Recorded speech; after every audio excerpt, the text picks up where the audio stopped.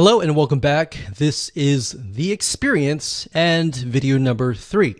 So what we're going to do, like we talked about earlier, is we are going to prep your course outline. So in other words, what we're going to do is we are going to plan ahead before we do any sort of implementation. So prepping your course outline from the moment they purchase to the moment they finish consuming your course is very important. So in other words, what we're trying to do is we're trying to lay out all the steps that they must go through because this is crucial. So in other words, step by step by step. Now, for example, the very first video should be about introducing your students, and that's really important. So if you don't have that, you might want to make that as an addition. So you might want to say, thank you for your purchase. Here's a quick overview of all the videos that are laid out and show it in action. And oftentimes you want to make this video last because this will be after you've set everything up. So you'll be able to show, okay, so you log into this WordPress site. This is what you do. You can see lesson 1, 2, 3, 4, 5. You can see these topics, all that. So what that does is it puts people in the frame of mind of, okay, this is what I'm going to do. This is what I can expect. And it kind of takes away that fear. So you need to give people an idea of what to expect because a lot of times they have anxiety or fear of what's ahead. And that anxiety or fear, a lot of times is what prevents them from moving forward. So what you're doing here is you're helping them move forward. Next, you want to make sure that these steps from there make it easy for your students to consume your content. So like I previously mentioned, maybe you have the welcome video, and then after that, you have maybe a checklist that they can download, and whatever else will make it easier. So in other words, you don't have to necessarily make more videos besides the first introduction video, but you want to lay it out so that you can see, okay, so should I put all of these videos, step 1, step 2, step 3, all different steps, or should I do video 1 and maybe the introduction and the video 1 and then a checklist and maybe a Word document of some sort in between the videos so that I don't overwhelm people and all of that. And we'll talk about drip feeding and how to prevent people from being overwhelmed. So in other words, what I'm talking about here is basically adding buffer pages or pages in between each video if they need more clarification. Now, the only way to know how to do all of this is to map it out. All right. So let's head on over to a mind mapping software and do this now. Okay, so I want to say that it doesn't matter what you use to map your plan or outline out. What I'm using here is a software. It's an online web application called Lucid Chart. That's lucidchart.com. Now, if you're not a visual person and you would prefer to use something like Notepad or a piece of paper, whatever it is, it doesn't matter. At the end of the day, it's just a matter of mapping it out so that you are able to see step 1, step 2, step 3, and all the steps ahead so that you can take this blueprint and implement it later down the road. So we got this here. This is the online course.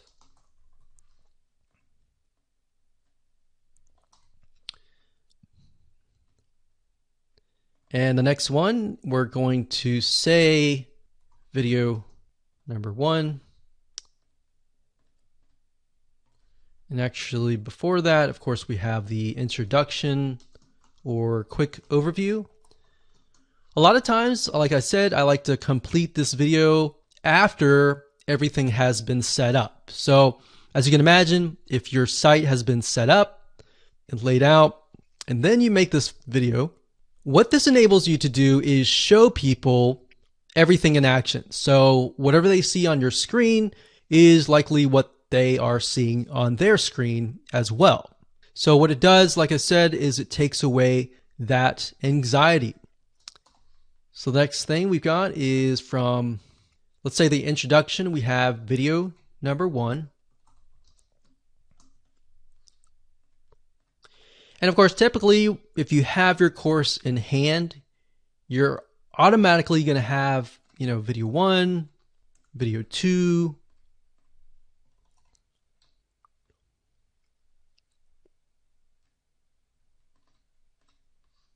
video 3. And for the sake of simplicity, I'm just going to say we've got 4 different videos. Now, obviously, most video courses and online courses are going to be a lot longer than that. So what we're going to do now is, let's actually move this up. Let's see here. What I like about Lucidchart is you can pretty much map it out so that you can see, okay, this is step 1, this is step 2, this is step 3. We move from here to here.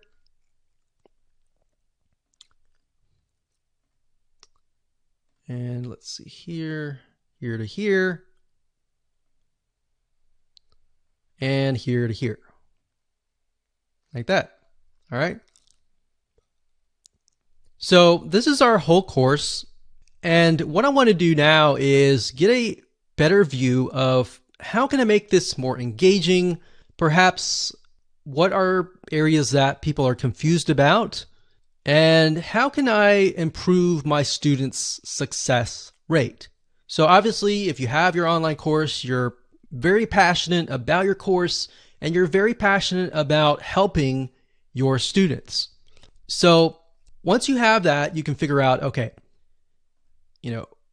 we're going to go through here. We got the online course, we got the introduction, the quick overview, and they have video number 1. And let's say video number 1, a lot of times when people get overwhelmed, they go from video 1, video 2, and then video 3, and then they start to get overwhelmed. So in order to do this, what we want to do is we want to break things up. And the way you break things up, like I mentioned earlier, is to add buffer pages. So what we could do here is video number 1, we could have, in addition to that, we could have a document, maybe a checklist or a summary of video 1.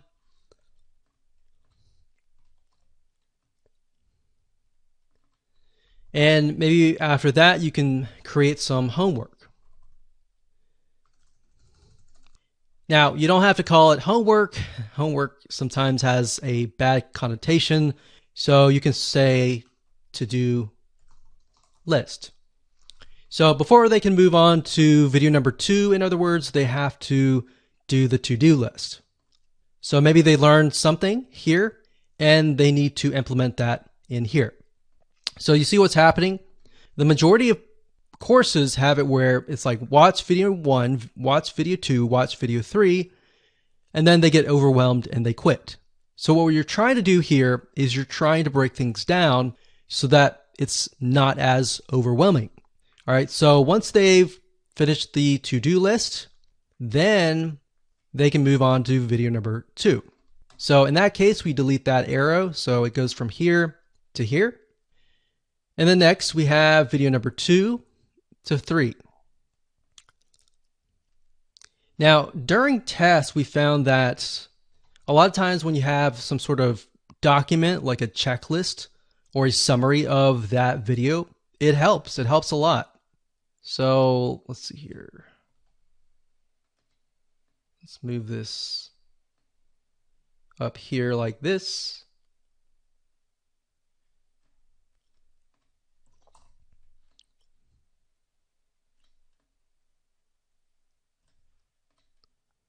And from video 2, we have another checklist and a summary.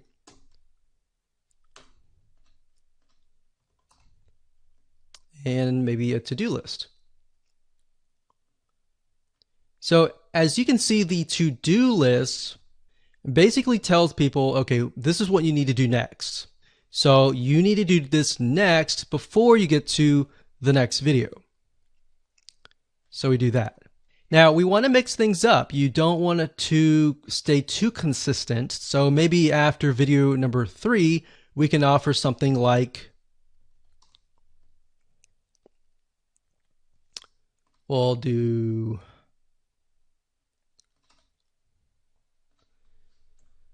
summary's good, but maybe instead of a to-do list, we have a quiz, but a short quiz. Not a long quiz, but a short quiz. Remember, you don't want to overwhelm people. So we're going to delete this. We're going to go from the short quiz to video number 4.